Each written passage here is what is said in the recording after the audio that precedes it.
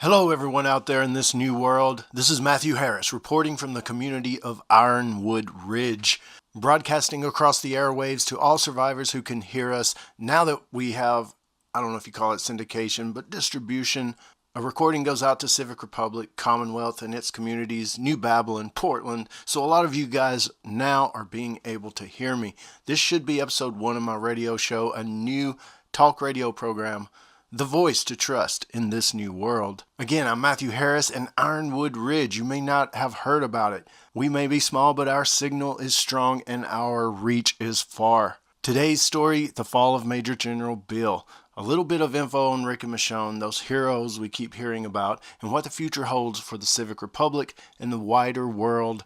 Because word is spreading fast from east and west, Major General Beale of the Civic Republic has been defeated. But in the aftermath, a new hope rises. We know about the heroes Rick and Michonne. They've reunited with their family in Commonwealth, and now the Civic Republic, we know about it now. It used to be a secret city. CRM was about to wipe us out. We didn't even know it. We were saved, and now a whole new world has opened up to us. The Civic Republic stands as the largest city-state remaining in the world that we know. It's more organized and powerful than any other.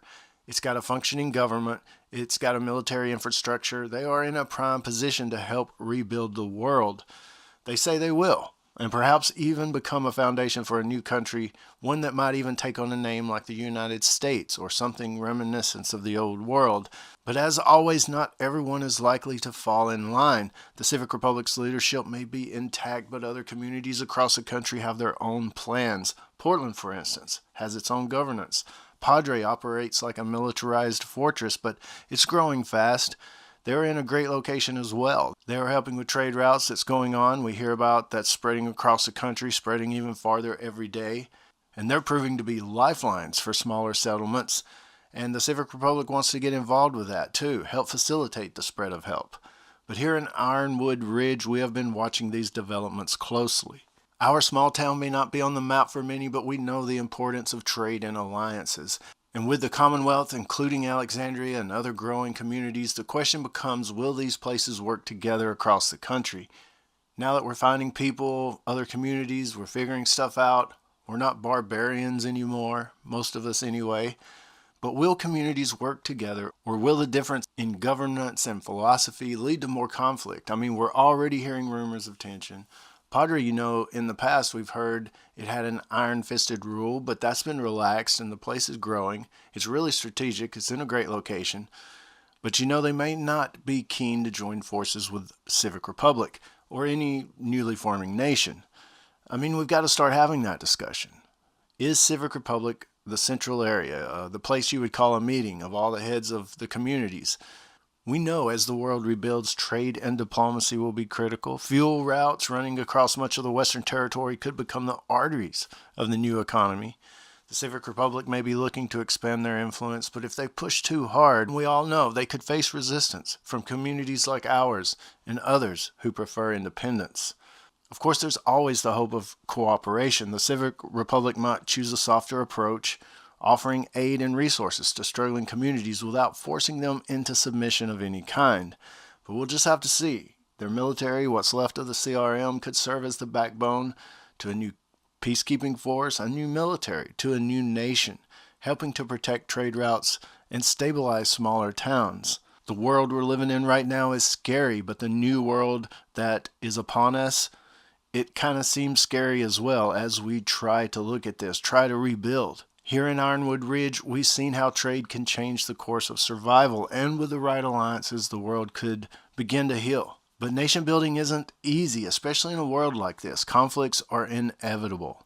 Especially as groups begin to assert their independence, the Civic Republic may have the infrastructure and resources to lead, but it remains to be seen if other communities will accept their help or even want to. Could Padre see them as a threat? Could Portland look to stand on its own? And what about the rest of the world? We're not the only ones trying to rebuild, I'm sure.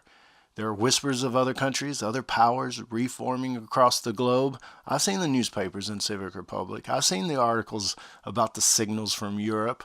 So I think the word is out, and I think people are talking about it. I think the gossip network is alive and well, especially since people have been traveling around and trading more. But here in Ironwood Ridge, we stand ready to forge our own future, but we know we can't do it alone.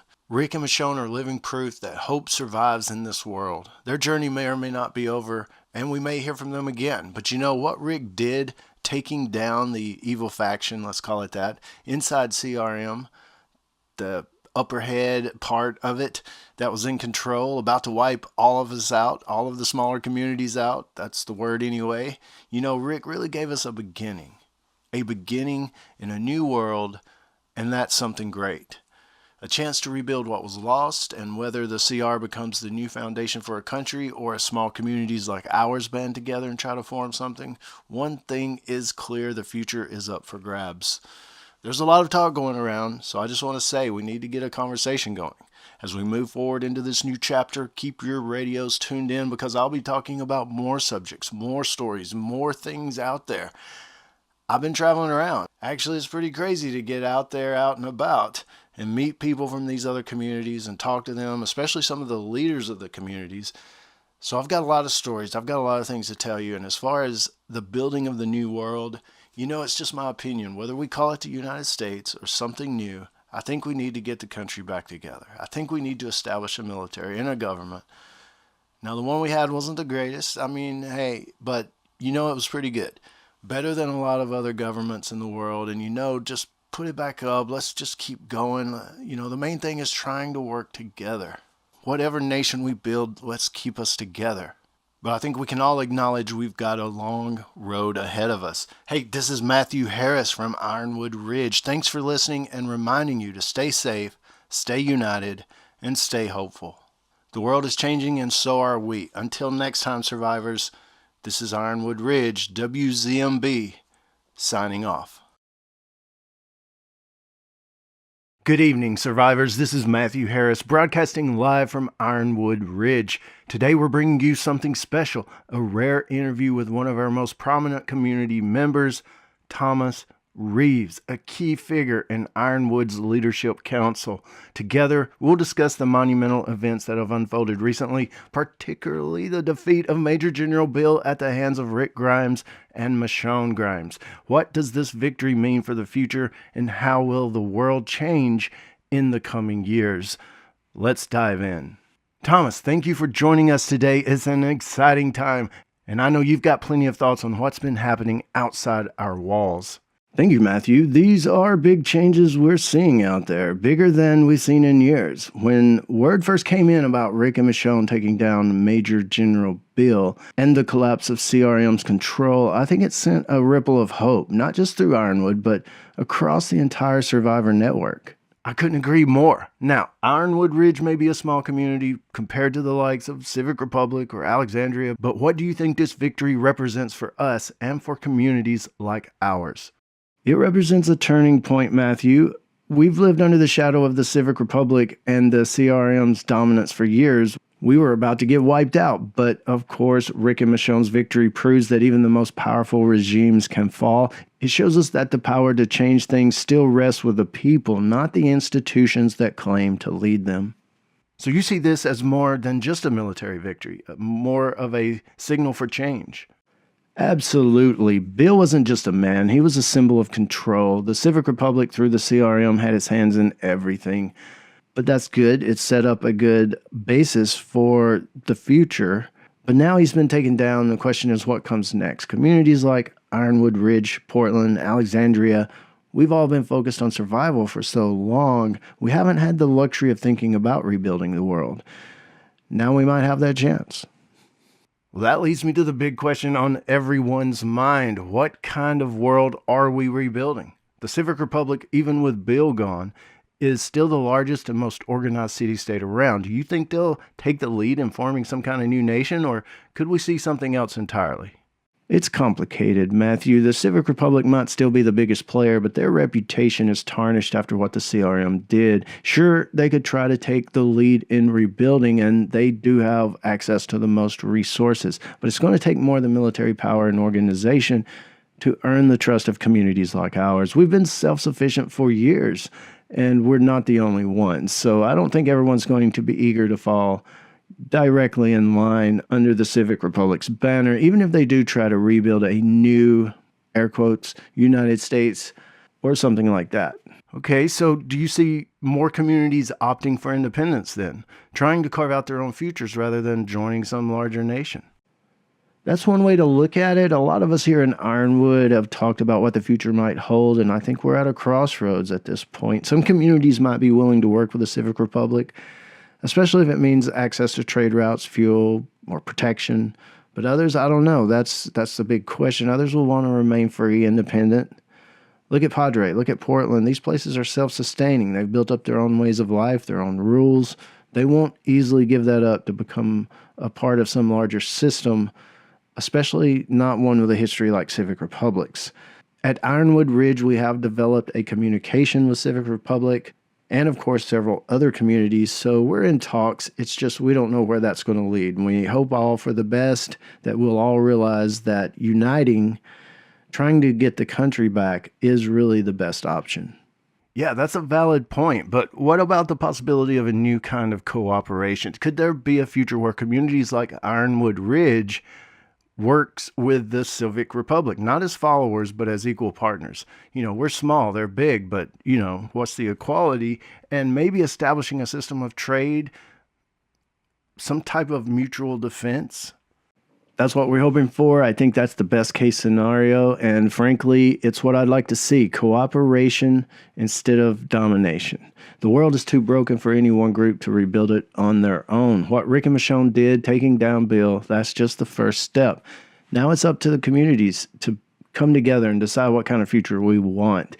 It won't be easy, but it's possible. Here in Ironwood Ridge, we've already started reaching out to other communities, like I said, along the fuel trade routes in the south, along the large community network of Commonwealth and the communities of New Babylon and beyond. And it'll take that kind of cooperation to help everyone rebuild.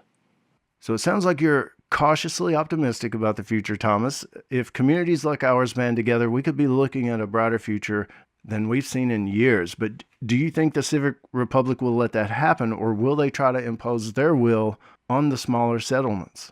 They might try, but I think they're in for a surprise. The world has changed, and so have the people. We've been through too much to be ruled by fear or control again. I mean, the Civic Republic might have a leadership structure, but people like Rick, Michonne, and the communities that followed them, they've proven that no one's untouchable. So if the Civic Republic wants to lead, they'll need to do it with respect, not force. Otherwise, I think we'll see more rebellions, more breakaways, and if anything, just a lack of cooperation. Frankly, I think that's what a lot of us are prepared for.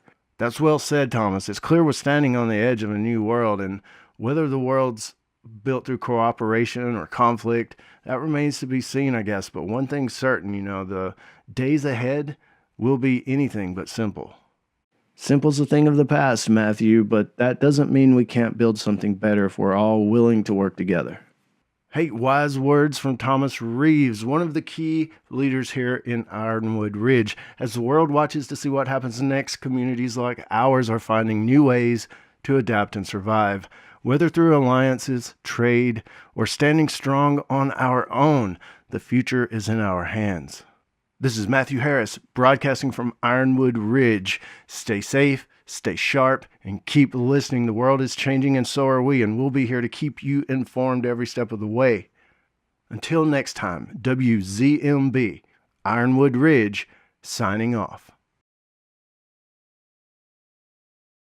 Good evening, survivors. This is Matthew Harris coming to you live from Ironwood Ridge. And in some of my broadcasts, I say live. I don't think I did in episode 1 because I knew that was the one that was going out, the first one that was going out more widespread. And what I mean by that, the person I hand the recording off to, this person is from Civic Republic, and they do the passing it around. They're on a trade route with some other communities I'm not in Padre yet as far as a radio station there. They can pick me up on the Survivor Radio Network, the network of towers, Survivor towers that have come up over the years. The Civic Republic person said a lot of people were asking questions. What is Ironwood Ridge and how do they broadcast? Are they on a live radio transmission? Yes, we are. There's a Survivor network. I won't go into really many details about it, but really right after everything fell, towers started going back up, or the power, trying to get power to the towers around repeaters, and a Survivor radio network kind of arose from the ashes. There's a good community. So as far as Ironwood Ridge being kind of, hey, nobody knows about us, several communities did. We reached out. We had a few bad seeds in the network in the first few years, of course, but I think we've kind of honed that down, and we know, well, trust is a big word these days, right? Trust is a big word as far as trusting all of the communities that we were just talking to over the radio. But anyway, we've been doing this radio show and broadcasting it out over the Survivor Radio Network that we call it. And when I say live, it just means we are broadcasting live, but I'm recording at the same time for the other communities that will play it on the radio station, which is cool as hell. So hello out there. This is Matthew Harris from Ironwood Ridge. We are located in the Great Smoky Mountains National Park, but that's the thing. Trust, that's the word. And tonight I want to talk to you about something that's been on my mind lately. Something that's becoming more and more important in this new world of ours. We've been through hell. There's no denying that, but I believe we've reached a turning point, a moment where we need to start thinking about what kind of future we're building. And a big part of that future, maybe the biggest, is trust. So for years now, we've all been in survival mode. I know it was natural, necessary even, to be cautious, to stay within the walls, to protect what's ours. We couldn't afford to trust anyone outside. We couldn't risk letting anyone through the gates. You guys know what I'm talking about. We kept our distance, we kept our eyes sharp, and more often than not, it saved our lives. In those early days, it was safer to assume the worst than to risk everything we had built, our families even, on the hope that a stranger might be friendly. But that was then. That was then. Now we've reached a new beginning, I think. A time where the dead still roam, no doubt, sure, but where the living are starting to rebuild, where communities are forming, walls are going up, food is growing again. It's not like it was before, but we're closer than we've ever been to some kind of civilization. And with that comes the realization that we can't just keep living in fear of each other. We've reached the point where we need to try something that was unimaginable before. We need to trust. And I'm not just speaking to all of you, I'm speaking to myself. It's going to be hard to trust. And I know what you're thinking. Trust in this world sounds dangerous. And honestly, it is. It still is. We've all been burned by people who came with smiles and promises, only to stab us in the back. We've all heard the stories, or worse, lived them. There's a reason we've been so careful. But like I said, this is a new beginning. Communities like Alexandria, Commonwealth, Portland, and even Padre, which I still don't know a whole lot about, have shown that it's possible to survive when we work together. And it's not just about survival anymore. It's about rebuilding. It's about trust.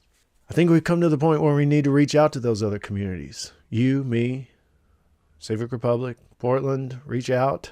Not just for trade, not just for protection, but to build something bigger than any one group of people.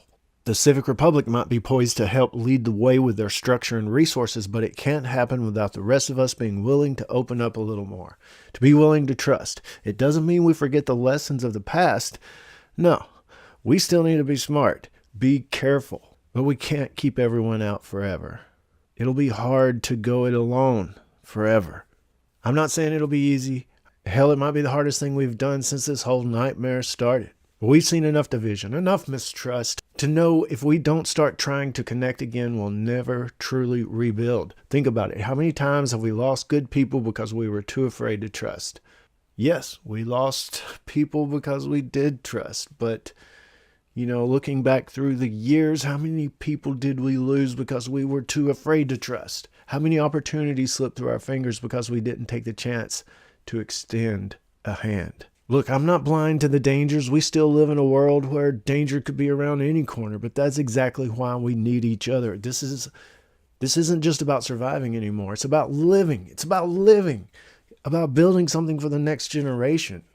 Whether we like it or not, the world's changed again. The dead aren't the only threat anymore. There are new factions, new power struggles, but there's also opportunity. We've got the chance to build a world where we don't just survive, we thrive.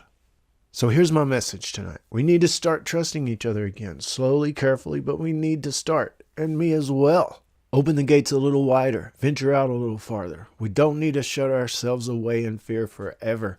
We've reached a new point in this world, a time where maybe, just maybe, trust isn't a death sentence. Maybe it's the only way forward. You guys know what I'm talking about, and you know that there is a need. For years, there's been a need for change. And here we are. Trust just may be the only way forward. This is Matthew Harris, broadcasting from Ironwood Ridge. Stay safe out there, survivors. Don't be afraid to take the first step towards trust, because without trust, we may never truly see the new world that we're all fighting for, that we've all been fighting for. Good night. Hello, everyone. Welcome to the broadcast tonight. This is Matthew Harris, WZMB Radio, broadcasting from Ironwood Ridge, 18 years after the fall. Tonight, I want to talk to you about Abraham Lincoln. Yeah, that Lincoln. The man who led this country through its darkest hour, until now. When the United States split itself in two, when brother turned against brother and the soil ran red from border to border, Lincoln didn't seek revenge when it all ended. He didn't call for punishment. He didn't unleash the Union Army on the South after the surrender. No trials, no purges, no mass executions of Confederate soldiers or their leaders. He could have, and some wanted him to, but Lincoln knew that punishment wouldn't fix a broken country. He chose reunion over retribution. He understood something that we seem to have forgotten, that vengeance feeds the fire, but forgiveness rebuilds the house. Powerful words. That choice, that commitment to bring us back together, saved the nation. He reminded us that we weren't two peoples, we were one people, recovering from a great wound. And if we healed together, we could become stronger than ever. But I want to expand on the Abraham Lincoln thing, because to me it's really important, and it's really hit me over the last couple of weeks. Ironwood Ridge, where we formed our community, the little town had a pretty good library, and it was untouched over the course of several years after the world fell. And so it's real nice still, and it's got a lot of good books. But people have been bringing books. Tons and tons of books, actually, and we've tried to make a place for it because some of us feel that's very important, especially in these times that we're in, to collect those things and try to preserve them and have them available to people. So the last couple of weeks, I've read just so many books and materials on Abraham Lincoln and the Civil War. When the Civil War ended, what happened was extraordinary. It was unprecedented in history. So when you zoom out and you look at how most civil wars or internal rebellions ended throughout history, the typical result was brutal punishment, purges, executions, long-lasting oppression of the losing side. The victor often used the moment to consolidate power, exact revenge, and reshape the state in their image. But what Abraham Lincoln aimed for and what the U.S. government attempted after the Civil War was something remarkably rare. Reconciliation instead of retribution. And I know some of you guys may remember this from school or just know it about reading a book, but there's a lot of folks out there 18 years into the apocalypse that maybe hasn't even ever heard the story. But when the Civil War ended, there were no mass executions or show trials Lincoln made it clear he wanted malice toward none and charity for all. Despite a war that claimed over 600,000 lives, Confederate leaders were largely allowed to return to private life. Jefferson Davis, the president of the Confederacy of the Rebellion, was imprisoned for 2 years, then released. Most Confederate soldiers were pardoned and allowed to return home to their farms, their towns, their families, and work. General Robert E. Lee was not punished or executed. In fact, he was admired, even in defeat, and encouraged healing. You know, there's a lot of ways we could compare this to many, many points in history, and I even tried to look up some to use and compare, but it's some sad stuff, the way the history of the earth kind of plays out, especially in war and domination, rebellions, and dictatorships. And it's pretty great, I think, as we reflect on the times we're living in right now today. Lincoln didn't see the South as a conquered enemy. He saw it as a wounded part of the same nation. In his famous second inaugural address, he focused on forgiveness, not triumph. He avoided language of vengeance, even at the cost of political backlash from the North, from his peers. He wanted Reconstruction to be a process of reintegration and not humiliation. Abraham Lincoln, the 16th President of the United States of America, was assassinated just days after the war ended, likely because his vision of peace clashed with those who wanted punishment. And though Reconstruction under later presidents became more turbulent and less forgiving, Lincoln's intent stands as a unique moral high point in global history, not just American history. It's unprecedented what he did. In the long history of civil wars, Lincoln's approach is almost a historical anomaly. He was a leader that chose compassion over conquest, restoration over revenge, and reunion over ruling. It didn't fix everything, and much suffering followed, but the vision itself remains one of the most idealistic and hopeful acts in political history. As I look out and hear things, we hear news, as I look out from Ironwood Ridge at all the other communities that we hear about and have formed and are willing to trade and willing to work together, I do see that there's a path forward that we can rebuild the nation. We could easily become 3 or 4 nations, or even worse. Now fast forward 18 years since the dead started to walk. 18 years since the world stopped turning the way it used to. We've been divided ever since. Walled off communities, armed militias, factions hoarding power, cutting off communication, hunting anyone who doesn't wave the right flag or wear the right uniform. But the war is over now. We've all heard the story about Rick Grimes, what he did. That story's just a man wanting to be with his family, not wanting war, not wanting chaos, but wanting life as it used to be, just to be with his family and his kids. They didn't survive just to keep fighting. They came home to build again, to rebuild. So what are we waiting for? This isn't so much about politics. Of course, there isn't a government left. We have to rebuild that. And that's about us, about whether we're going to spend the next 18 years replaying the same bloody mistakes or whether we're going to reunite and actually become something more. We need Lincoln's energy, that courage, because make no mistake, it takes more courage to forgive than to fight. I know that all too well.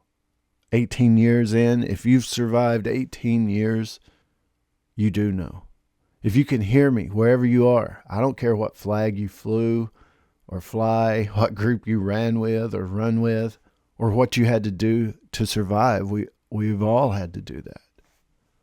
Just know that you still matter, and we need you in the world we're trying to build. We need to try to come together, rebuild the nation. We need to understand what Abraham Lincoln tried to do back at the end of the Civil War. Forgive and reunite and rebuild. Let's not just survive the apocalypse. Let's outgrow it. Let's work together with malice toward none, with charity for all. This is Matthew Harris, WZMB Radio, signing off tonight with this message from the past, but it's for our future. Good night.